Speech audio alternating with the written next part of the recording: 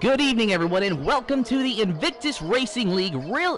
Excuse me, I'm actually mixing up my series. It's been a while. Welcome to the Invictus Racing League F2 League. Just a tiny little blunder there on the mic. I am Tim, commentating for the F2 League with my co-commentator, Robin. How are you doing? Hi Tim, I'm just fine tonight. Looking forward to a great race here in Australia with the F2 guys. We had a really good start of the season last time around in Brazil, so really looking forward for tonight.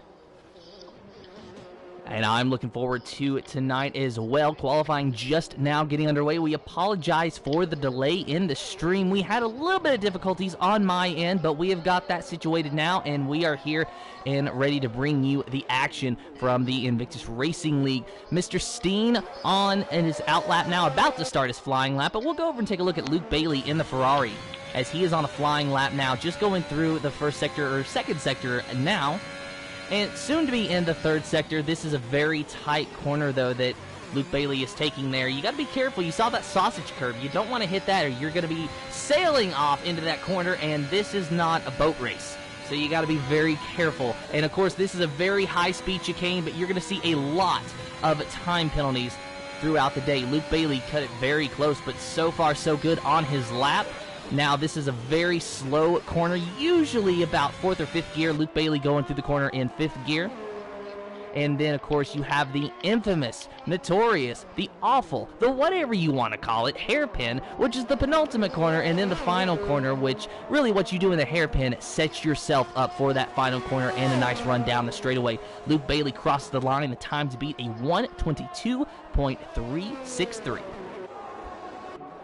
Yeah, that's a decent banker from Luke right there. The Warslander, a 122.2. Ginger Tiger, a 122.6. And Daryl Witten, a 123.469 so far. And Eric Pancakes, all the drivers getting the times on the board, a 123.776. Every driver getting the time on the board. So, Livingwall, you are new to the Invictus Racing League. But tell me, what are your thoughts on the circuit here in Melbourne? Well, the circuit here in Melbourne is definitely a little bit different from last year's game. It's a lot of the curbs are pretty tough, and also I think we should mention the new update that came for the F1 2021 last night, which have made some changes to the performance of the cars, and also I think the downforce, both the straight line speed and also the downforce has been changed a little bit. So the cars are a little bit slower, and also the downforce is a little bit lower. So I think that some of the drivers tonight are gonna be struggling a little bit with this new handling of the cars, actually. And Australia, already as it is, a pretty tough track with all its twisty corners and really tough curbs. Yeah, and overall it's a pretty tough circuit to run 29 laps, which we are gonna witness later, Tim. So, I think we're looking to have a really good race tonight. I do as well, and that's actually a good point that you bring up, Robin, is that the new update that came out recently has affected the handling model quite drastically, and we were talking about it a little bit before the stream, is that it seems to have made the cars a little bit more understeery, so they're going to kind of push through that corner. You can't quite get as much front grip as you want to out of the car. So that really forces these drivers to change their driving style and change what they think. This update, we just got it yesterday. So these guys, some of them, maybe all of them, were practicing in Australia about this time last week or a few days later. So they have gotten used to the old driving style, and now they're having to just change something completely different. And for some of them, this might even be square one. This is their first practice since the update. So that's going to really put a spanner in things, and we're going to see a lot of drivers, really struggle today, I think. Now, Ginger Tiger, we see him first on the provisional poll so far. A 122.198 is his best time. If I am not mistaken, he won his first race last week, actually, so in the Invictus Racing League at Brazil. So Ginger Tiger looking to go back-to-back. It seems he has a nice handle on the handling model so far. No pun intended. Yeah, definitely. Ginger Tiger looks really strong here in Australia as well. I just want to get back to what you said earlier. I I was actually racing here last night in the F1 League, and I could just agree with what you said there. We were pretty surprised, everyone that was driving yesterday, about the new handling and the handling model. Been practicing all weekend, and then just to find out Monday evening that the handling is totally changed. You have to look at your setup again and try to tweak it a little bit to get ahead of your competition. But it was a tough one, so it's gonna be interesting to see how these drivers can handle the new update. Currently watching Joe Hamster 9. I'm just gonna say I love that name, Joe Hamster 9 in the Mercedes. Not yet with a time on the board. Only 3 drivers have yet to set a time. That is Elite Dave, Joe Hamster, and Turok.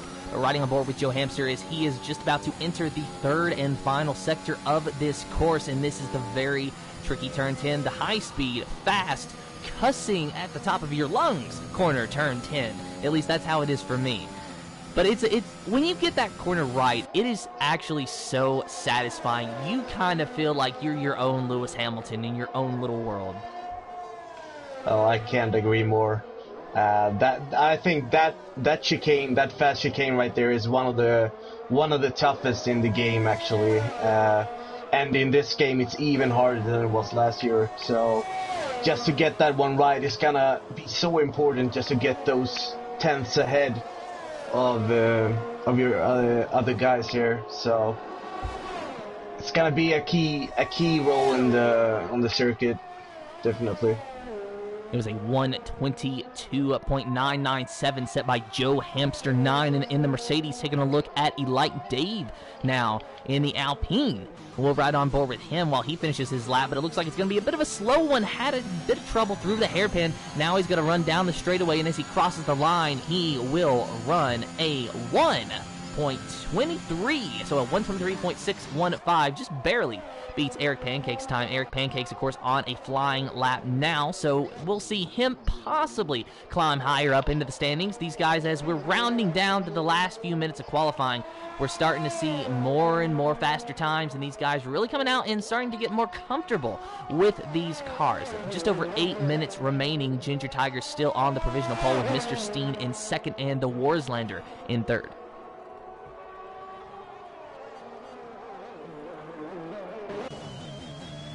We'll ride on board with Eric Pancake. So let's really watch his steering inputs, as it looks like Livingwall has had a bit of an issue, so we'll see if we can get him back in here later on.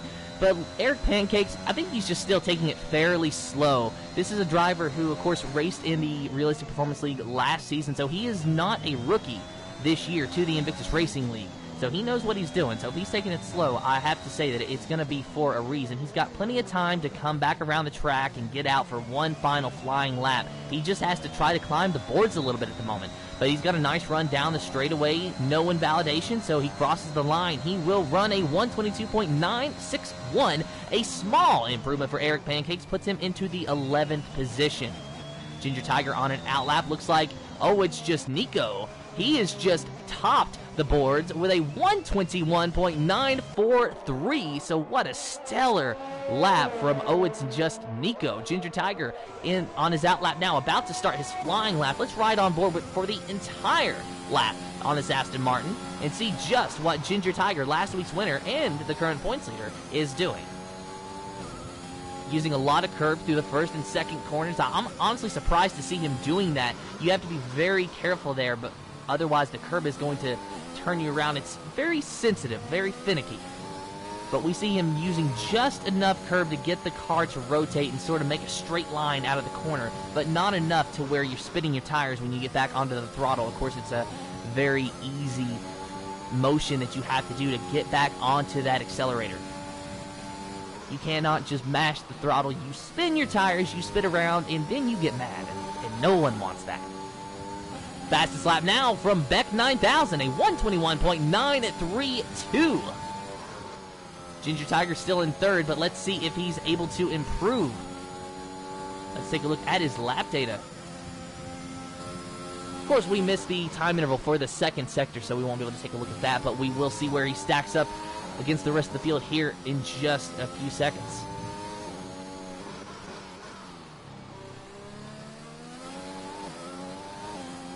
Nice line through the hairpin, nice line through that final corner, does not use any curb, stays off and stays on the track surface, activates DRS, and he still stays in third, but a small improvement on his lap time, a 121.985. The only driver yet to set a time is Turok in the Alpine, otherwise all of our drivers have set a qualifying time. Taking L's, fourth quickest, just behind Ginger Tiger with a 122.130. Looks like he might be on a lap. In fact, he is not. He's already been on his lap, but DeLange down here in the Williams is on a lap. So we'll watch DeLange 93. He's actually about to finish this lap, and as he crosses the line, does he improve? He does. He goes to third, a 121.980 for DeLange. Wow, Tip. Just look at those four guys from. They're all inside half a second, or sorry, half a tenth. It's really, really close for pole. It really is. You missed a few good times there. Ginger Tiger, he was able to improve, but he still was not able to get out of the third position after Beck and Oh It's Nico dropped him down. And then as you come back, of course, you saw DeLange, he goes third quickest. So Ginger Tiger, he might be leading the points, but he's still got his work cut out for him today. Taking a look at Elite Dave. There's a sorry. Oh, you are fine, Robin. You are just fine. What do you got?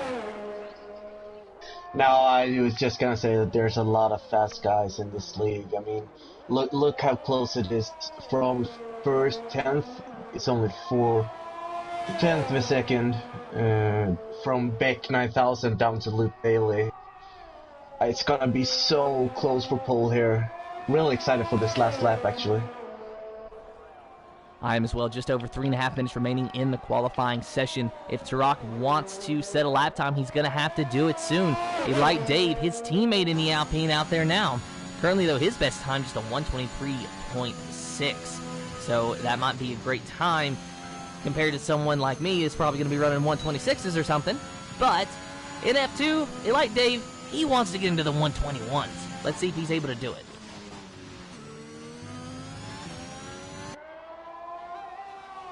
So far, so good, though. One thing I'm noticing, I've not noticed a lot of time invalidations in this series. And, of course, with it being F2, these are, some of the fastest drivers in the league. Not the fastest, but some of the fastest. So they know what they're doing, but it's going to be a 122.4 for Elite Dave. Sends him up to the 11th position. Not what he's looking for. But something I want to ask you, Livingwall, since you raced yesterday. What is your preferred strategy around this course? Would you want to start in the top 10 and start on those soft tires? Or do you think that you could benefit more by starting outside the top 10 and choosing your tires? I think, if you could go get in the top 6, I would definitely try to start on the soft tires and have that position advantage, so to say. But on the other hand, I think we had 5 or 6 safety cars yesterday. It was crazy. I've never been in a race where we had that many safety cars. So strategy could play a big part as well. The stardoms or even the hard tire could actually. Oh, I was just watching Dave spin it there. Could actually. Benefit you just strategy wise, so you're able to go a little bit and have a bigger safety car window and benefit that way. So Robin, I think that we're having a little bit of a communication issue with your microphone, but I was able to get something out of that. Is I want to go back to what you were saying about strategy, and strategy is going to be a key role here, and that's kind of that kind of ties into the initial question, because I just kind of want to make an example here is that I've personally had a race to where mine and my teammates' goal was to actually qualify outside the top 10, sure, we went out on soft tires and we kind of gave it a go, but we recognized that realistically, if we did qualify in the top 10, it'd be somewhere near the back of the top 10. So we decided to qualify outside the top 10 and do a medium to hard strategy. I think this was Azerbaijan. This was a while ago. I've slept since then. I'm sorry. But the point I'm trying to make is that sometimes you can have an unorthodox strategy of starting outside the top 10 that actually comes to fruition and works for you. It just depends on how fast you are. And in that particular day, the team did walk away with a podium, so it did work for us. But I'm not sure if this is a track that can really make a strategy like that work. It seems that this is definitely a start on soft, start on the top 10. You need to get the track position kind of track. Yeah, it's a pretty tough track to overtake on. You only have this first DRS straight, and then you have a DRS straight on the backside, where you could make an overtake attempt. We saw some really aggressive overtakes yesterday as well in some of the corners, but it's pretty rare and you have to risk pretty much trying to get past the other cars. So I would say track position is to prefer, but like I tried to say earlier, it's if you could start on the mediums and benefit from a safety car, that would definitely help your race quite a bit here around Australia. And I think it's a pretty big risk for pretty big chance, maybe you should say, instead, for a safety car here tonight. 1 or 2, definitely.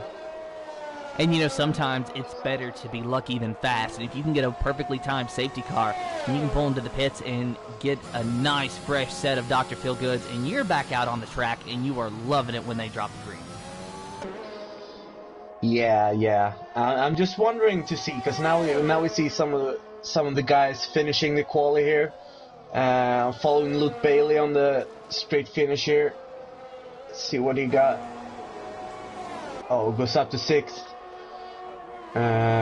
It's pretty interesting to see how the guys have mixed with their setups, if they are like more quali oriented or if they have actually tried to get a stable setup for the race with a heavy car. I personally went for a more steady one and tried to sacrifice a little bit of my quality speed. As I know, Australia is really tough to get a run for 29 laps.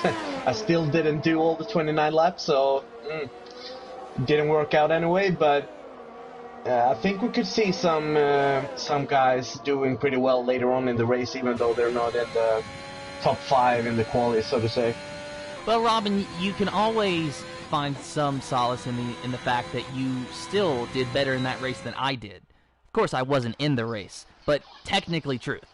Here is your official starting lineup for the Invictus Racing League's PS F2 League. The Warslander officially on the pole with a 121.4, taking Ellis in second, Delange in third, M. Doran in fourth, Mr. Steen in fifth, Ginger Tiger in sixth, seventh is Luke Bailey, Beck in eighth, oh, it's Nico in ninth, 10th is Simon Palmer, Elite Dave in 11th, 12th is Eric Pancakes, Daryl Witten in 13th, 14th is Joe Hamsters, and Tarak in 15th, who was not able to get out there and set a lap time.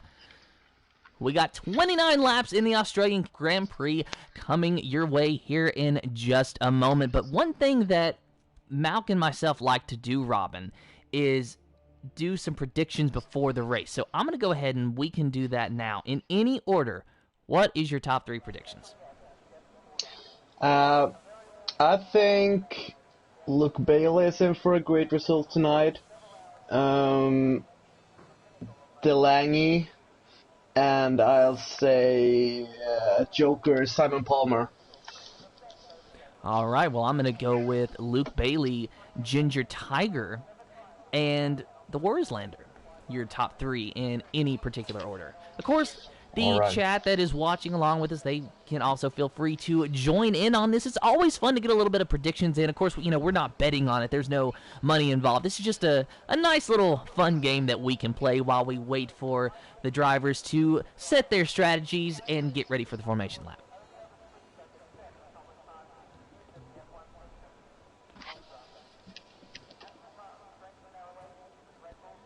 Just waiting, but looking down a beautiful F1 paddock. Seems like we have a dry race, right? It seems like it's going to be dry. I have not actually gotten an update from our weather crew. So at the moment, it's just going to be going off of basing it off of what we see. And so far, it looks like it's a little cloudy, a little overcast, maybe a touch foggy.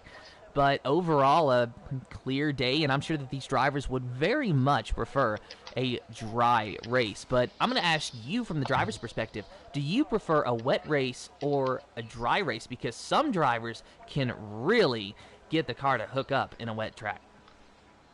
Yeah, I'll say I'll prefer a dry race, but I mean, as being in the audience like this, I'd say a little bit of rain in the end here, say the last 7-8 couple of laps, would really spice up this race, I think.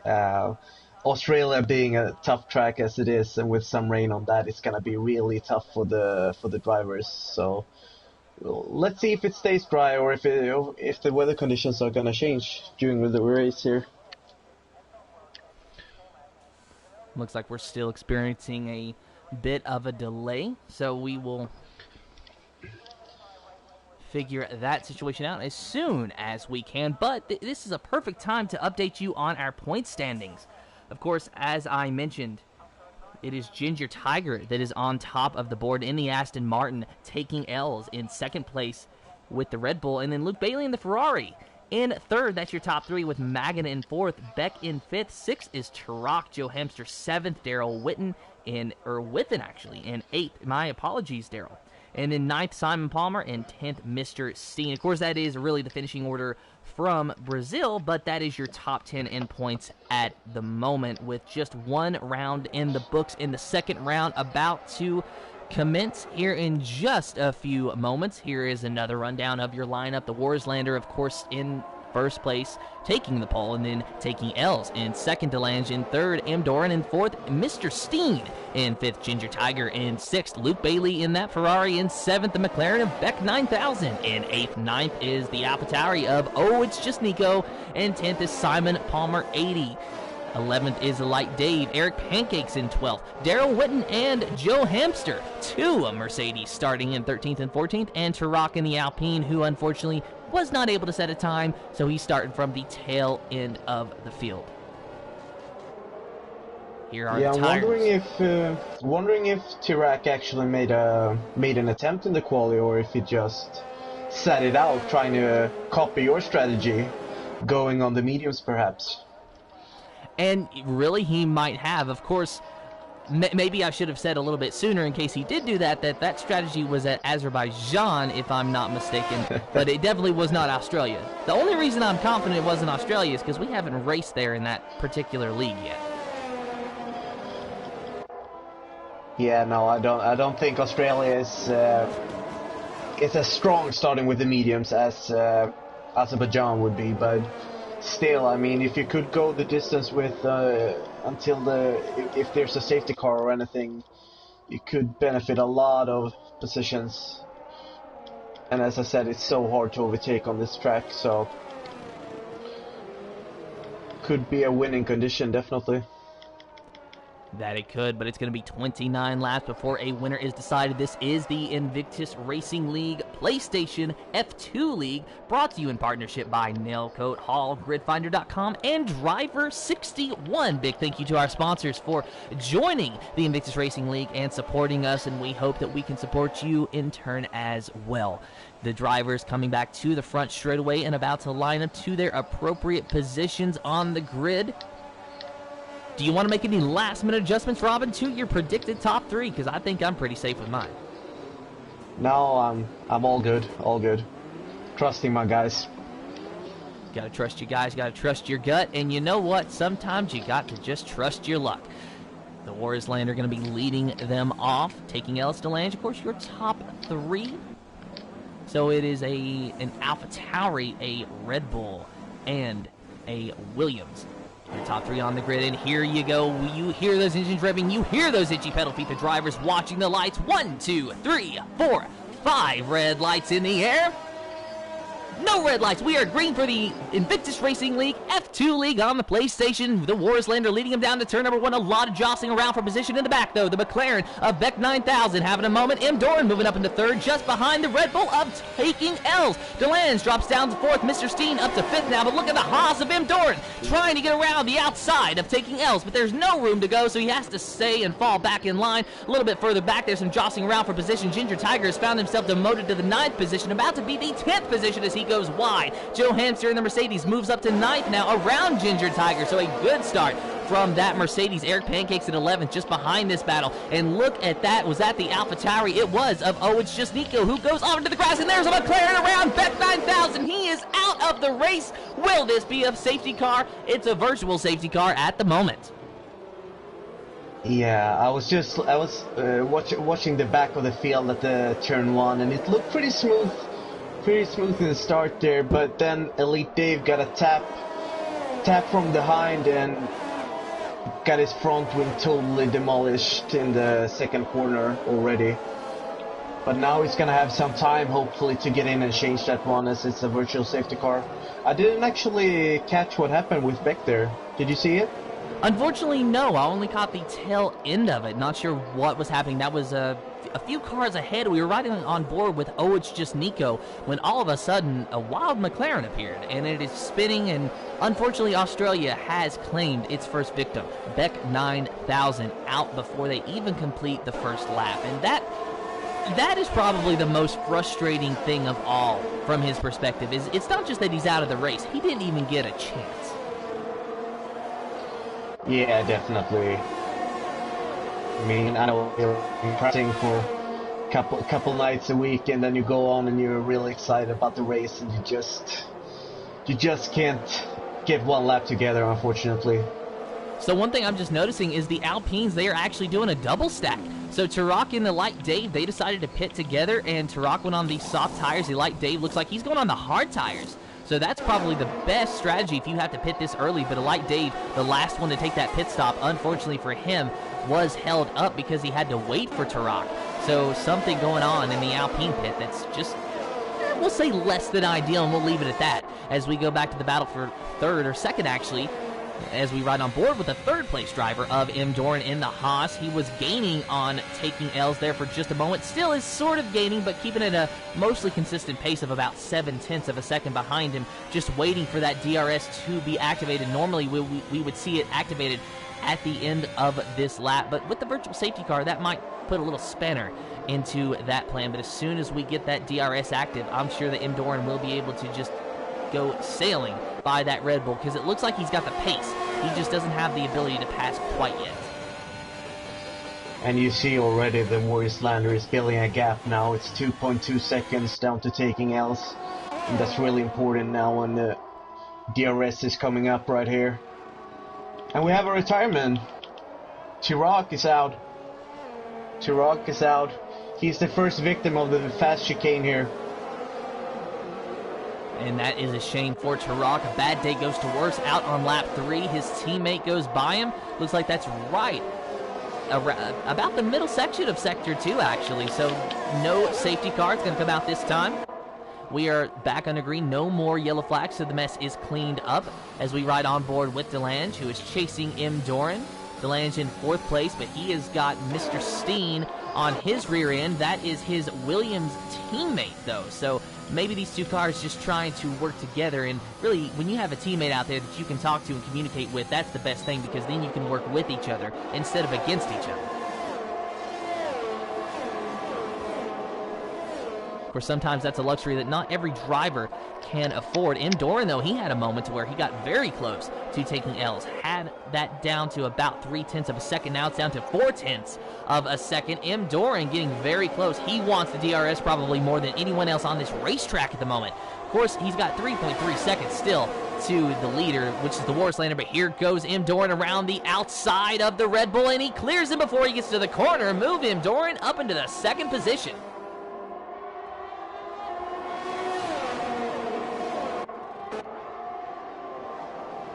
DeLange still in 4th, and now he is going to have his shot at overtaking the Red Bull just ahead of him, and maybe the Williams can go 2 for the price of 1 and demote Landon, or taking L's, down to the 5th position. I'm going to say, though, I do know a person by the name of Landon that his name looks very similar. It starts with an EL. That was the mistake there. Just don't want anyone to think that I'm seeing a name on there that is not there. My brain is stuck somewhere else at the moment. But it's lap 4 of 29.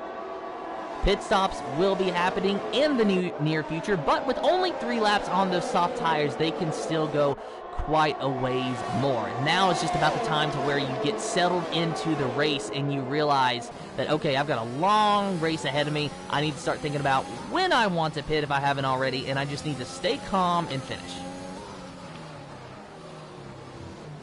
Yeah, I just got back here now, Tim. Did I miss anything? I had some technical difficulties on my part.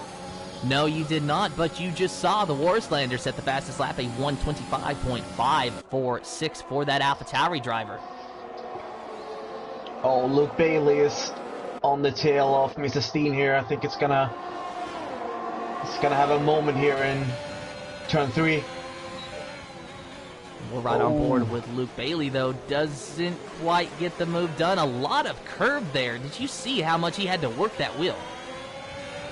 Yeah, I was with him a little bit before and followed him in the last sector, and it looked that he was understeering quite a bit there, but that's also something that could happen when the car is pretty heavy fueled, like it is now in the start of the race, of course. And it will get better the longer the race goes. Luke Bailey, of course, he's been with the Invictus Racing League for quite a number of years now. I'm pretty sure he's been here at least through the entirety of my tenure commentating for Invictus. So he is no stranger to these races. He knows exactly what he needs to do, and he also races in another league that I've had the pleasure of commentating for. So, you know, he gets experience just about every day on these racetracks and with these cars. So he knows exactly what he wants out of a car, and he knows how he's going to do that. But running in 6th place at the moment, you know he kind of wants a little more, and he's maybe getting a little antsy, a little impatient, but I heard that he activated the DRS that time, so he's at least got a small run on Mr. Steen. The problem is Mr. Steen has DRS on his teammate. So Luke Bailey really did not gain anything through that corner, but DeLange is starting to overtake the Red Bull now, and we have a move for the 3rd position, trying to anyway. He tried to go to the outside, was not able to do it, so the Red Bull of taking L's is going to hold on to 3rd for the time being. Yeah, you would almost need a mistake from your opponent ahead. A little bit of problem with the traction out of those fast corners to get that edge to pass them in the end of the straight line there. Luke Bailey thought about having a look around the outside of Mr. Steen a few corners ago, thought better of it, and fell back in line. It's a good thing he did, because that was shaping up to be quite a chaotic battle, if not a violent battle that saw 1 or 2 cars going into the wall. But thankfully, we did not have to see that. So those guys' races, they are still happening, and they can still make a good day for themselves. It's like that saying, you can't win the race in the first corner on lap 1. Well, it may be lap 6, but we still have a lot of racing to go. So it's not going to be for another 10 or 15 laps that you're going to start seeing guys really make those bonsai moves and those mistakes and just those everything that involves impatience and tempers in league racing. Yeah, definitely. You just gotta keep your cool there in the first lap. Definitely first corner. it's where you can make up the most amount of positions, of course, but still, you could lose so much if you just get some wing damage.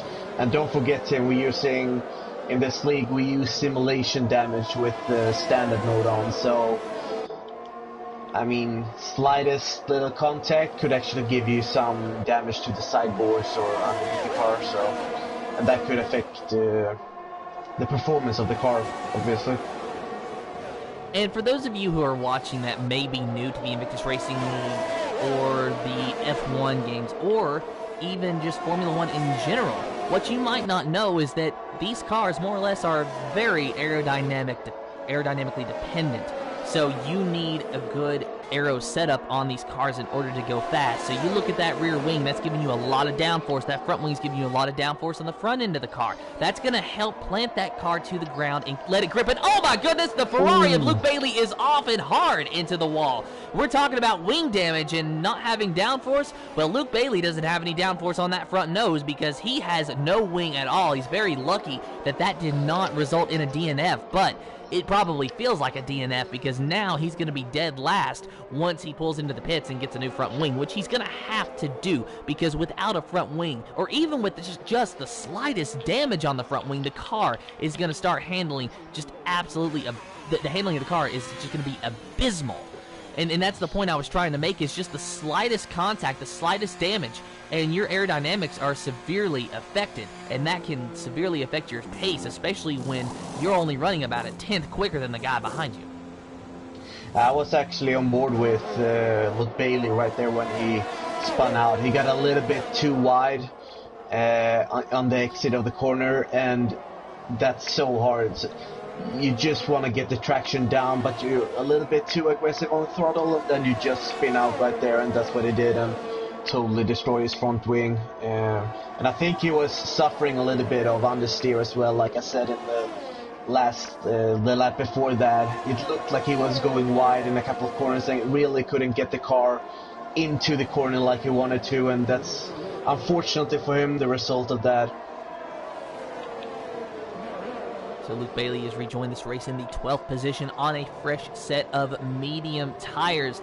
I do not believe that the medium tires, correct me if I'm wrong, but I don't believe that they could go the rest of the way to the end of this race, at least not comfortably. Realistically, he might be able to stretch them, but they would be absolutely on fire, and it would not do him any favors. Whereas, you know, we might be looking to him pitting for softs within the last 10 laps or so. Yeah, I think if he's having a smooth race from here, he could go to the end with them, but he would probably like a safety car or something so he could switch to a new set of softs before the end. We're locked on a train here behind DeLange. DeLange in third in that Williams, but almost a second behind is the Red Bull of Taking L's, and then Mr. Steen in fifth in the Williams. And then just behind him is Joe Hamster, who's made a great way of moving up to sixth. So this is sort of like the DeLange train, a nice four-car battle for the lead, for third place, so to speak. Not for the lead, because the lead belongs to Warslander, which is the man on your screen right now in that AlphaTauri, 4.5 seconds ahead of second place of M. Doran, who is on your screen now, and he is 4.4 seconds, or 3.3 seconds ahead of DeLange, who is on your screen now in third place, and that's where that train really starts. So the Warslander, M. Doran, they are in a league all their own, and then you have the mid-pack battle. Yeah, I was just about to say to him as well that I was really impressed so far with the drivers not having any penalties, and then Simon Palmer got the first 3 seconds, so I think they're gonna start to show up on our screens now when we reach the 10-lap mark here. It's pretty easy to go wide in some corners and pick up warnings around here, but it's so crucial. Just try to stay within those lines and try to race as clean as possible. Simon Palmer running in the 7th position. Looks like a few drivers have decided to take some pit stops, but most of the front runners not yet pitting, still on 9-lap-old tires. Yeah, that's very early for Ginger Tiger to pit as well. The undercut is pretty powerful. I mean, I think you run 1.5 seconds faster than you do on the old soft. So he could, if he does a really good outlap here and another lap after that, he could actually pass the guys in front of him. But still, he's gonna be struggling on those tires before the end here. I think that those I wouldn't be happy running with those tires in the end, Tim, if I were him. However, running a good outlap is easier said than done because those tires are cold, and you really need heat in those tires to get grip around the corner. So you got to be careful. Otherwise, the best case scenario is you're just gonna understeer through the corner and not make the corner as well, and maybe go a little wide and lose some lap time. The other end of that spectrum is you're going to be very loose or very tight, go off, hit the wall, and then your day is done. which is something that I have personally had happen to me in a league race, and, well, we'll just say that I wasn't the happiest after that. So if that happens to any driver today, I'm sure that they're going to not be too happy. Oh, we have another DNF. It's Luke. He is also off in the fast chicane. Sector 2. I saw a car go off just a minute ago, but I do not think it was the Ferrari of Luke Bailey, trying to figure out who that was. But unfortunately, you are correct, though, for Luke, that he is out of this race, so he will be credited with a 13th place finish, and of course no points for him. And the first safety car came, Tim. I think we're gonna see a lot of the soft runners go into the pits now. And that would really, this came at a perfect time for the top 7 drivers that are on the soft tires, because as you said, they're going to definitely come into the pits now, and not only are they going to be able to pit and not lose as much time to the guys behind them, but they're also going to be running 3 safety car laps on their new tires. So they're going to be starting the restart 3 laps later on what is almost completely brand new tires, because you're not putting nearly as much stress under them during the safety car. The biggest challenge is to keep within the delta pace so that you don't get a penalty, and of course to keep heating your tires so that you don't go off into turn 1 and then you're in the dirt. And there's some sneaky tactics going on here as well. I saw the Williams guys were pretty close to each other when the lap started, and now they're some time apart so they don't need to wait for each other in the pits. So DeLange in the Williams going to rejoin this race in 5th place. His teammate, Mr. Steen, is going to be rejoining in perhaps the 9th or 10th position, maybe a little bit further back, so that's less than ideal for him, but still a long way of racing left to go. Mr. Steen back out on track in the 10th position. Oh, it's just Nico behind him, but he is still stuck in the pit lane. Exiting the pit lane now is that AlphaTauri, so the drivers will catch the safety car queue and ride behind that until the safety car pulls off. Then the control car will be the Warislander, who will decide when we restart once the safety car pulls in. And unfortunately, taking L's, he got a 5-second penalty for speeding in the pit lane.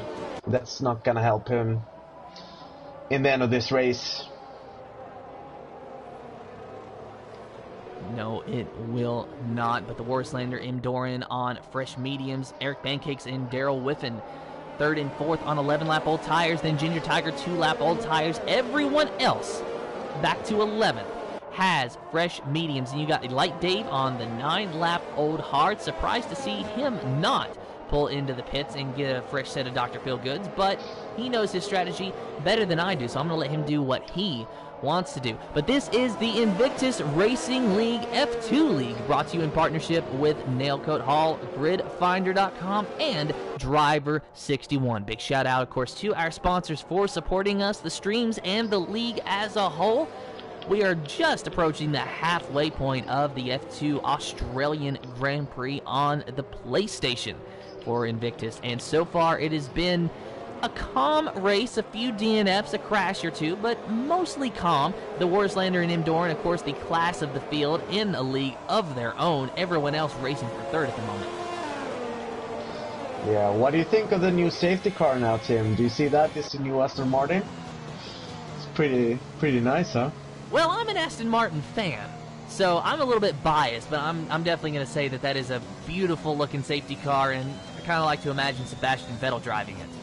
Of course, I'd rather him be in a car, but, you know, he doesn't race in Invictus Racing League, so my headcanon is not yet. Not yet. I like the way you think. Not yet. If I ever got to commentate on Sebastian Vettel racing, I might cry. The commentary would probably not be good. I would just be bawling the whole time. Oh my God, I get to commentate on Sebastian Vettel. It'd be wonderful. Yeah, I bet it would be great. I was just looking a little bit on the tire situation as well. We have Eric Pancakes in 3rd and Darren Whiffen in 4th, both on old mediums, 12-lap old mediums. So the Warislander and M. Doran has got a pretty nice cushion down to DeLange and taking L's, as they would need to go into the pits at least once before this race is over. So if they could build up a gap to the rest of the guys, they're just gonna be flying away here. Yeah, I'm not sure why Eric Pancakes and Daryl Whiffen stayed out on those 12-lap old mediums. I mean, I can kind of see wanting to go for the track position, but I really feel like they should have pitted. I don't know, maybe they should have just pitted for softs and try to go that way, and then they could go a medium, soft strategy. It might not be the fastest, but who knows, maybe it could have worked for him. But as you said, and rightly so, Eric Pancakes and Daryl Whiffen, they are just going to be dead in the water when we go back green. So the Warslander and M. Doran are going to be able to get out to a nice gap ahead of DeLange and taking L's once they inevitably get by those two guys in front of them. And finally, we have Elite Dave in the back of the pack now. So, and when we say it, Daryl Whiffen actually goes into the pits. So let's see what tires Daryl Whiffen is actually going to take here. I would assume he goes for the mediums again. Now, if I'm not mistaken, he started on those medium tires, so he's going to have to make another pit stop. So maybe he's going a medium, soft strategy, which, you know, realistically could work. But at this point, so late in the race, I feel like a medium, soft would be a lot better, especially considering the fact that if you're starting on the brand new soft tires right at the back of the safety car queue with everyone on mediums ahead of you, if you're fast enough, you could jump quite a few positions on that first lap. Yeah, definitely. But perhaps he was watching the F1 race last night. I mean, there were so many guys who crashed or had to pit for new wings or whatever, starting back of the pack, and then just work themselves up through the field with new set of tires. And I think I actually made already on lap 5 made change to hard tires and tried to stick it out almost to the end, but didn't work out. In retrospect, I would actually try to do like Daryl does now, go for 2 sets of medium and 1 soft, or 2 softs and 1 medium. I think it's the right way to go around Australia. We will see which strategy is the better strategy, the winning strategy, at the end of the 29-lap race, just approaching the halfway point here in about a lap or 2, and I believe the safety car is coming in this lap, so that means that the Warslander is going to be your control car. Warslander weaving back and forth, trying to make sure that he's got heat in those tires so he can grip the corner once he gets down into turn number 1. He now decides when we go. He has until the start-finish line to make that decision before it is default go time. And the Warslander, he caught him off guard, and then he goes. The Warslander M. Doran sail off into the sunset. Eric Pancakes in third, trying to keep up, and a lot of jostling around for position in the back. Simon Palmer in that Ferrari, I saw him kind of make a move. Looking underneath, and he got around Ginger Tiger, and he's up into 7th place. There's a lot of jostling around for position. Ginger Tiger back into 10th place. Not sure what happened to him. Mr. Steen in the Williams going around the outside of Simon Palmer, at least trying to, and Simon really shows that he's fast and makes up 2 spots. Goes around Mr. Steen and Eric Pancakes, who's dropped down to 6th place now. Simon Palmer looks right on board with him. It looks like he has got the fastest car out of this bunch on the back of Taking L's, who also has a time penalty along with Simon Palmer. 3 seconds for Simon Palmer, 5 seconds for Taking L's. Yeah, and I was watching Ginger Tiger. I think he has some wing damage. He's already back in 12th now, so he's last in this line of cars. Yeah, I think he has to pit for a new wing that doesn't look very comfortable to drive, actually. So already the Warslander has built up a 1.1 second lead over M. Doran, who has built up a 1.6 second gap over DeLange, who once again has a train forming behind him of multiple cars that's just going to have a bunch of DRS with really nowhere to go. Yeah, and Eric Pancakes dropped down already to 8th place with those older tires. Looks like he's struggling a bit with those. Going wide in the last corner as well. I think it's going to be catched up here by Daryl Whiffen into the first corner. Yeah, he passes him pretty easily, actually. I'm not surprised if we're going to see Pancakes in the pits pretty soon for a new set of tires. Oh, and Simon Palmer tries to make a move around, taking L's, and he was in the grass for a moment, hung on to it, and does not lose a position. Simon Palmer just lost a little bit of a gap to taking L's, but that could have been a lot worse than what it was. Simon Palmer, the Ferrari, in the top 5. Looks like he might be one of the fastest cars on the racetrack right now. And he's certainly showing it. He's definitely one of the more racy drivers out there at the moment. Yeah, talking about Pancake's tires, he just spun it around in the first sector and he has no front wing at all, so he has to come into the pits and change that one. So things just got from bad to worse for him. And that is a shame for Eric Pancakes. He was looking for a good result today, but unfortunately for him, he did not get a good qualifying, and he just had not had that much of a notable race. He can still rebound, he can still recover and get a points finish, but it's going to be very hard as he's in the 10th place now. Sooner rather than later, he's got to start thinking about pitting for those soft tires, but at the moment, he just needs to wait a few more laps because it would do him no good to pit now. Warslander, a 125.259, sets the fastest lap. Simon Palmer in 5th. Still trying to get around, taking L's in that Red Bull, but not able to do anything with it that time. Of course, if the race were to end at this very moment, Simon Palmer would be promoted to the 4th position because taking L's has 5 seconds worth of time penalties, where Simon Palmer only has 3. DeLange in 3rd place, just ahead of them. And he is starting to enter a league all his own as he's getting away from the DRS range of taking L's, but he's nowhere near M. Doran or the Warslander, so he's going to have a very lonely race if we go green for the rest of the time. But Simon Palmer making a move around, taking L's, and does he get the position? Yes, he does, and he clears him. Move Simon Palmer up into the 4th position. His next victim, DeLange. Oh yeah, it was a really nice move there from Simon. And it looks like the Warslander is just driving away from M. Doran here. Let's hope M. Doran could keep up with him so we could see a good battle for the win here before the race is over. Mr. Steen getting close to taking L's now. We're right on board with the Williams drivers. The Warslander goes a 124.971, the fastest lap still. And the Warslander, he's not just content with winning the race, is he? He wants an extra point for fastest lap. Yeah, definitely. And it looks like he got it in the bag right now. But I mean, if there's a safety car or anything, or people are gonna pit for softs, I think they could be having a good shot at the fastest lap. So I wouldn't take that for granted if I was the Warslander. Not yet, at least. But seems like we have a pretty close train here from Simon Palmer and down to Gerald Whiffen in 8th place. A lot of cars with the same amount of pace at the moment, looks like.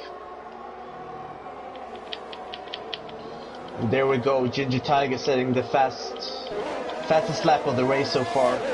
But he's 33 seconds behind the Elite Dave, so he's just praying for a safety car at this moment so he could catch up to the rest of the field. And one thing I'm noticing with this race, and it's sort of a bit discouraging for my own league racing aspirations, is that it seems there is just a DRS train that forms around Australia. We've not seen a lot of overtakes. It's just these guys get behind one another and they're caught in dirty air and they're caught in a DRS train and they can't really improve their position, and they don't lose any positions because the guy behind them can't really overtake them as well. So it's really just a line of cars making laps and a lot of frustrated drivers trying to find ways to get around a guy without being able to successfully do it. Yeah, and definitely now when people are still on I'm just looking at Mr. Steen here making a move on taking L's. Oh, it was very close. But it's just, I was just about to say that now when the tires are still in pretty good shape, most of the cars are going to be pretty evenly matched. But I think the longer this stints go, the more we're going to see of the guys who have actually tried to put on a race setup, a more conservative setup that won't wear the tires as much. And just as you see a mistake from the guy in front before one of the DRS race or anything, he would just be there and try to take that place off them, of course. And while you were watching that battle, Simon Palmer was able to get around DeLange for the 3rd position. Simon Palmer, of all people, are probably hoping for a safety car right about now, because I think he is one of the fastest cars on the racetrack. The Warslander, he has already set the fastest lap. Simon Palmer does not have the fastest lap, but he ran DeLange down and passed him and made it look easy. He is one of the few drivers that I've actually been able to see make a legitimate pass today. So Simon Palmer could be looking at a potential win if the safety car comes out at the right time for him, but the only kicker is that 3-second time penalty and the fact that the Warslander and Endoran have what seems to be an insane amount of pace. Yeah, and it's also pretty interesting, like, say if there's a safety car right about now, it's 9 laps left, what would you do? Would you go for a pit stop and go for a new set of softs, or would you stay out on track for track position? Yeah, exactly, and I think it's a no-brainer. You go on to softs if the safety car comes out right now. That's what you have to do, because everyone else is going to do that, and you do not want to be the odd man out who loses a lot of positions because you didn't pit for softs. But while you were talking about that, Mr. Steen had a look around taking L's in that Red Bull, was not able to get the job done, and oh, it's just Nico has joined this fight as well. So we got a 3-car battle for the 5th position between taking L's, Mr. Steen, and oh, it's just Nico. And you know what? Why don't we throw Daryl Whiffin's hat into the ring as well? He is at the tail end of this battle, just kind of watching and waiting in the wings for his moment to pounce. But oh, it's just Nico having trouble getting around the Williams of Mr. Steen. He is bobbing and weaving and driving and turning every which way that he can think of, but it's still not working. Yeah, I'm actually on board here with it's just Nico, and he's been really conservative with his ERS so far. He has 85% of his battery left, compared to Mr. Steen, who has 55 and taking L's with 35. So once you get a little glimpse of an opportunity, I think he's gonna get it. And there's Mr. Steen in front of taking L's right now. That's a really great pass to him, really great one. And it was, and Mr. Steen, he just decided that enough was enough and that he wanted to get around the Red Bull, and he did. Now let's see if oh, it's just Nico takes some notes from that and maybe does a little bit of a copycat move. But he actually lost a position to Daryl Whiffin because he had a bad corner. Daryl Whiffin trying to make a move on his inside. They're side by side, wheel to wheel through this corner. Who's going to win out on this one? On board with oh, it's just Nico, and Daryl Whiffin gets the spot. Move him up into 7th. Oh, it's just Nico down into 8th. Oh, that was just some really respectful driving from both of those drivers, leaving each other enough space to go through that corner. 2 cars in there, that's pretty tough to do actually. So really good driving from both drivers, respectful. And oh, it's just Nico gets back around Daryl Whiffin. But at the same time, just before that, oh, it's just Nico got a time penalty. Oh, and he almost spins it into the grass. That was a miraculous save from oh, it's just Nico, still keeping himself in contention for points. But Daryl Whiffin and oh, it's just Nico both with 3 seconds worth of time penalties, taking L's, of course, still with 5. So if the race were to end now, both of these drivers would be promoted a spot because taking L's would drop back. Yeah, definitely. And still we have, I mean, DeLange is still in the fight for a podium. He's 2.3 seconds behind Simon Palmer, but Simon with a 3-second penalty. That would put DeLange up to 3rd and also Mr. Steen up to 4th if it would stand like this in the end of the race. So lap 22 of 29, just about over with the Invictus Racing League's F2 League Australian Grand Prix, of course, brought to you in partnership by Nailcoat Hall, Gridfinder.com, and Driver61. The Warslander leading M. Doran in 2nd. 3rd is Simon Palmer, your top 3, with DeLange in 4th and Mr. Steen in 5th, your top 5. Taking L's, oh, it's just Nico, Daryl Whiffin, and Light Dave, and Ginger Tiger, your top 10. And Joe Hamster, Eric Pancakes, the only 2 drivers left in the race with 3 DNFs of Luke Bailey, Turok, and Beck 9000. Yeah, I'm just really impressed with the Warslander's driving, Tim. All this race. He just took the lead and he just hasn't let go since, has he? He really hasn't. I mean, he got the pole. And from there, he had clean air. He was just able to sail away. And I expected him to stay in front for a while. Maybe I even expected him to stay in front for the whole race. But the fact that he has been able to build as big a gaps that he's been able to is just very impressive. And like Dave, just ran the fastest lap of this race. He is in the 8th position on almost brand new softs. So like Dave, looking very fast so far, and maybe even going to be the owner of that extra point for the fastest lap once it's all said and done. Yeah, and taking else was going to the pits now. I think he had enough of those medium tires, and he also served his 5-second penalty in there, and he got out just in front of Ginger Tiger in 9th place, so he's got a long way up to the top now.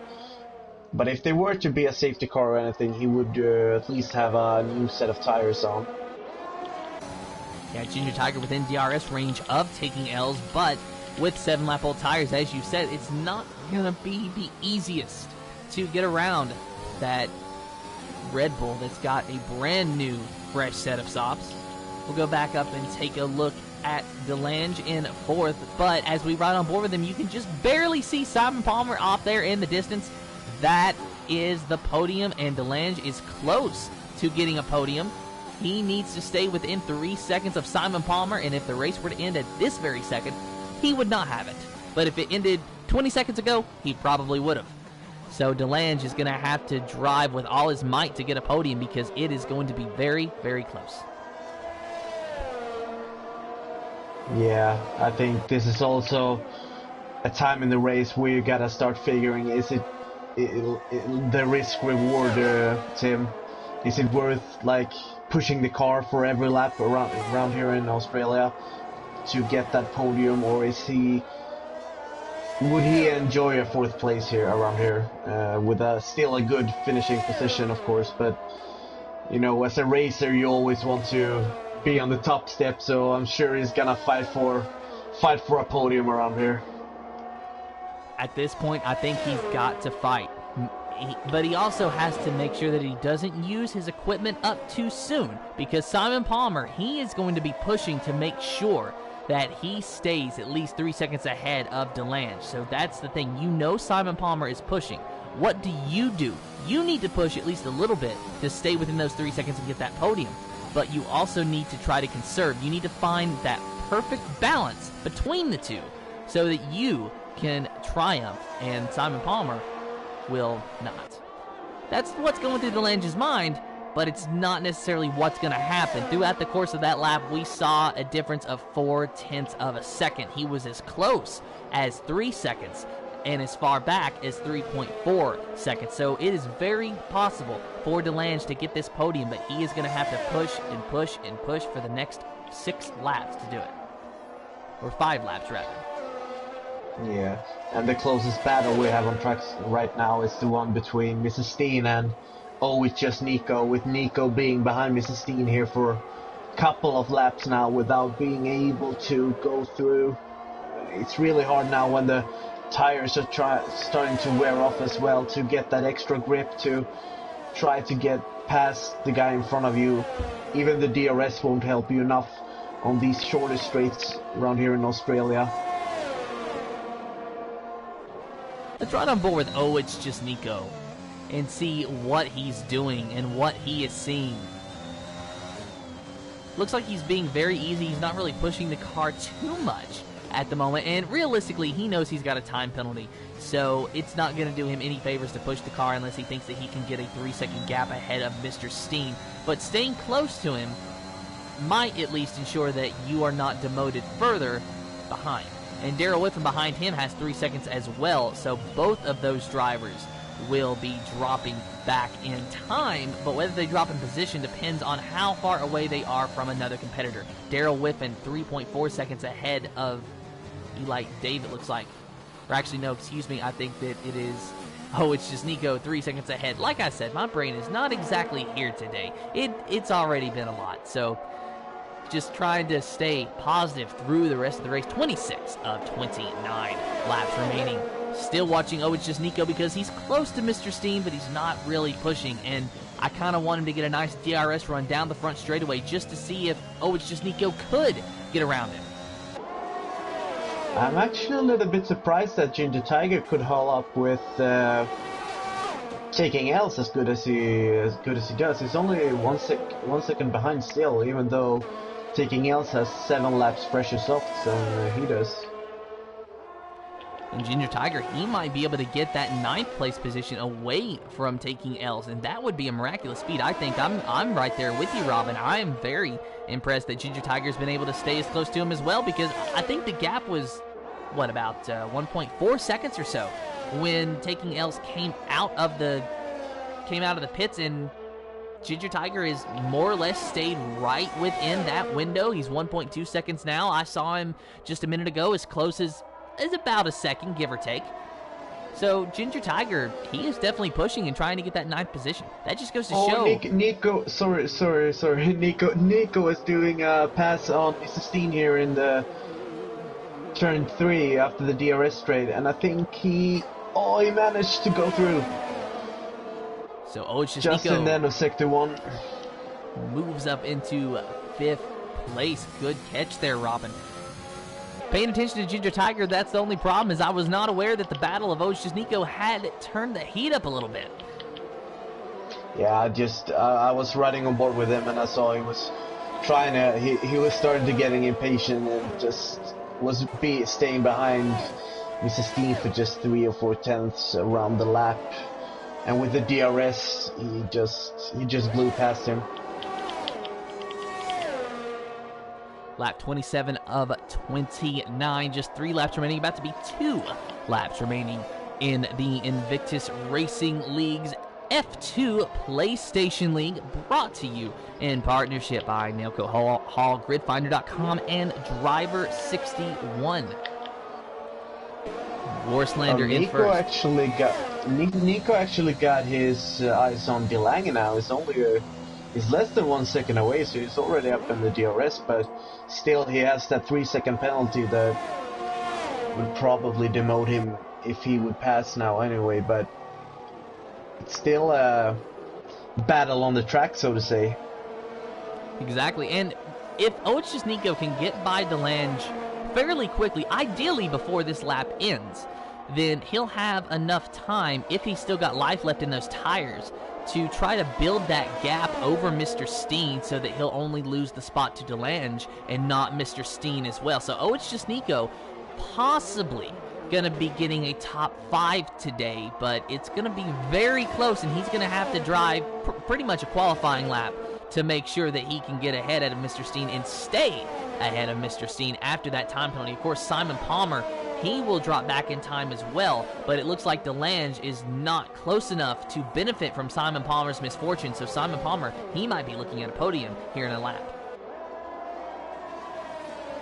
Yeah, definitely, and I mean, Nico, he's already got 1.9 seconds up to Mr. Steen, so he's been driving really fast here since he passed Mr. Steen, which just shows that Nico has had a lot more pace in him that he's been able to show tonight.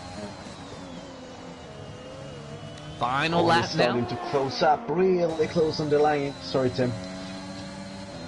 You are absolutely fine, Robin, but Nico going around DeLange, going around the outside. It's a side-by-side battle. Nico goes off into the grass just a little bit. Do not pick up another time penalty, or all your work will be for naught. DeLange holds on to the spot for now. I'm almost wondering if he doesn't realize that he has got that time penalty.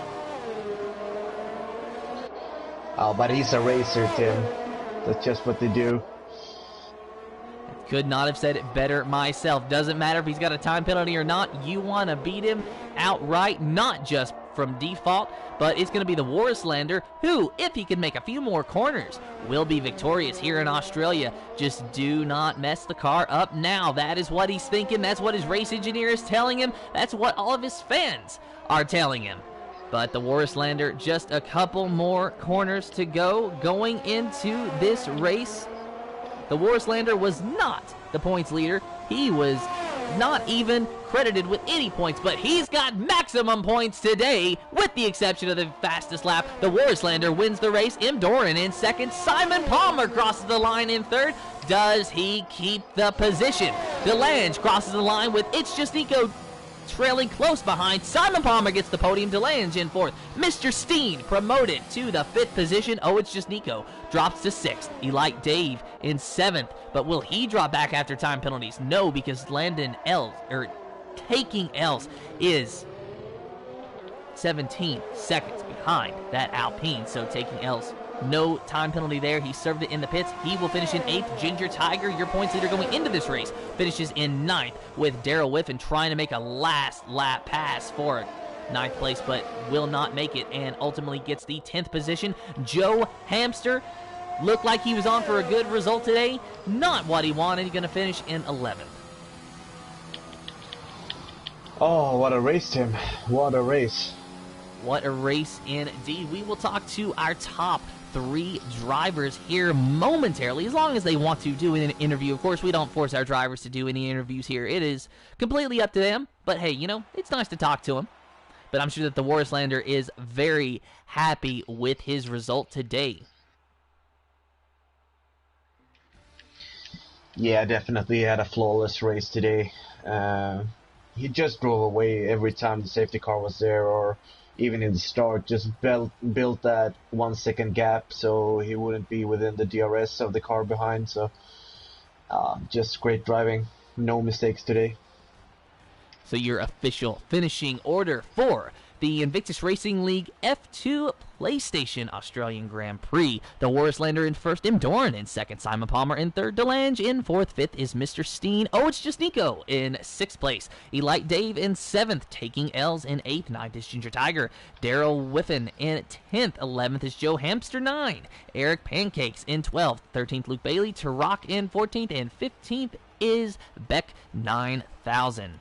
So only 11 cars finishing the race today with 12th, 13th, 14th, and 15th positions having an unfortunate DNF.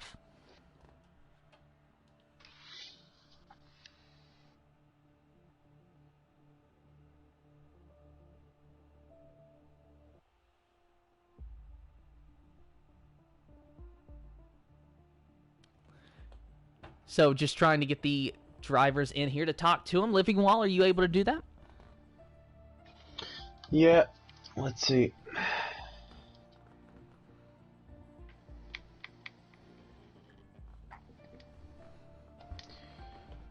If we can get them in here. So I'm trying to go back and think about what my top 3 predictions were. I know I got one of them with the Warslander, but I don't know if I got the other 2. Did you get any?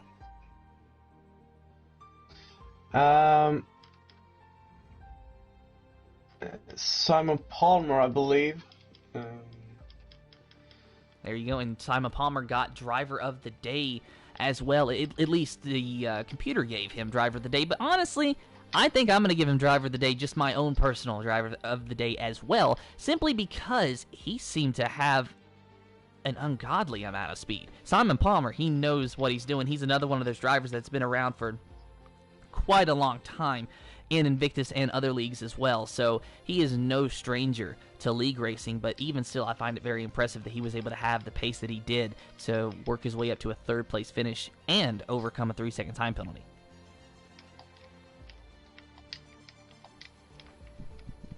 And speaking of him, Simon Palmer has just joined. We will try to get the Warslander and Imdoran in as well.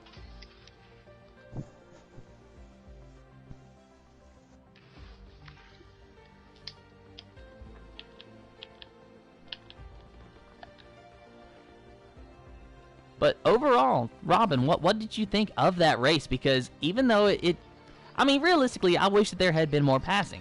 But it was not a boring race. You know, we had time penalties that we had to keep an eye on, and there was a lot of differing strategies. The safety car kind of threw a spanner in things, but it also kind of happened at the perfect time for a lot of guys because they were able to pit and then just kind of ride and be calm for a few pace laps before they're back to racing and trying to stay with razor-sharp focus senses. Yeah, definitely. I mean, Australia is not a track where you could just relax or anything. You have to really be on your toes all the time, hey not guys. to make mistakes. Hello. Hello. So we have Simon in here. We have, is this the Warslander or Imdoran? It's the Warslander. All right, do we have Imdoran in here yet? Not yet. Not yet. All right, we'll give him another minute to see if he wants to join, and then we will start with our interviews.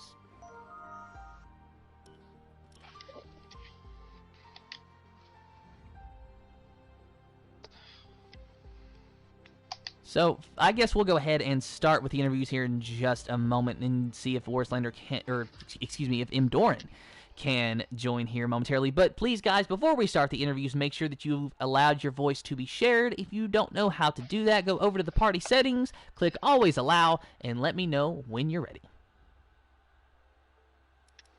Yes, I'm ready. Yeah, ready.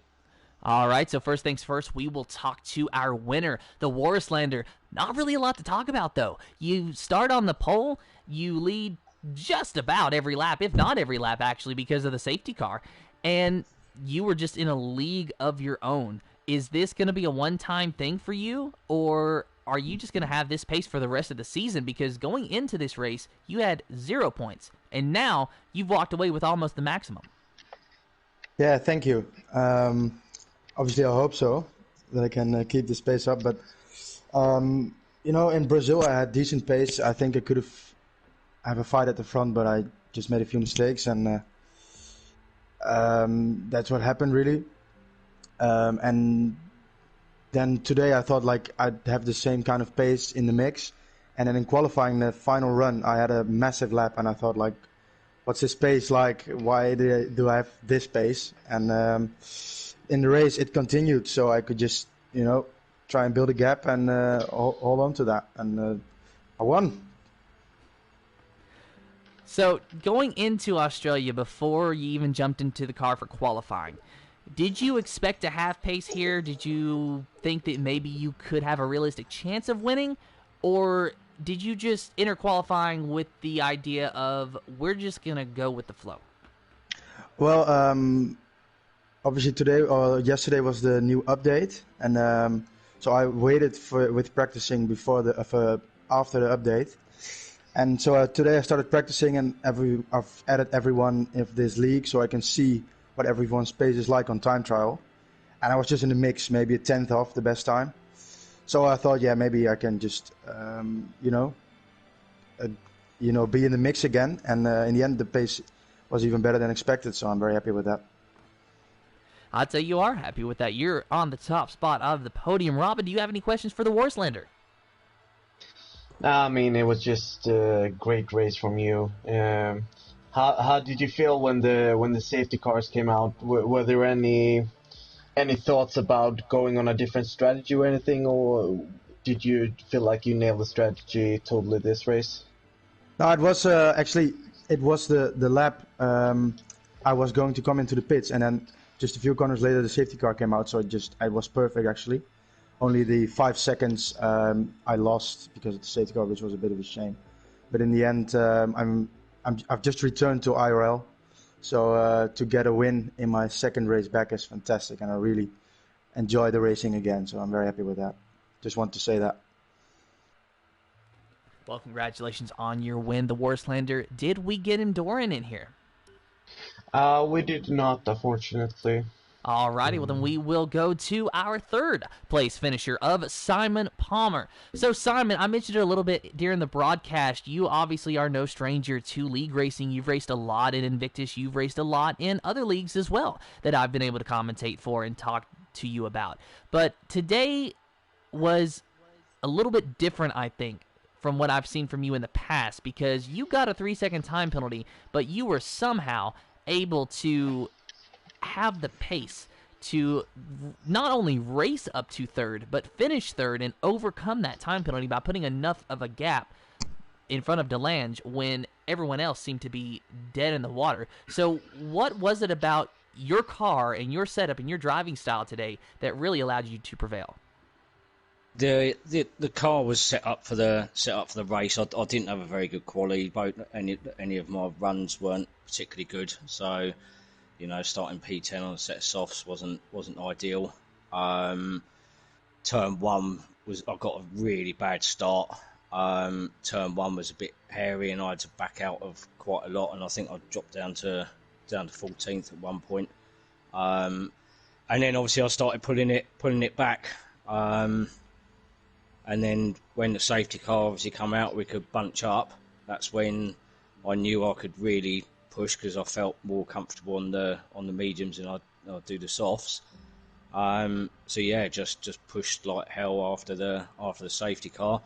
Obviously, I was aware of that penalty and the gap, so I was keeping an eye on when DeLang was using his ERS. I was keeping an eye on the deltas, on the splits.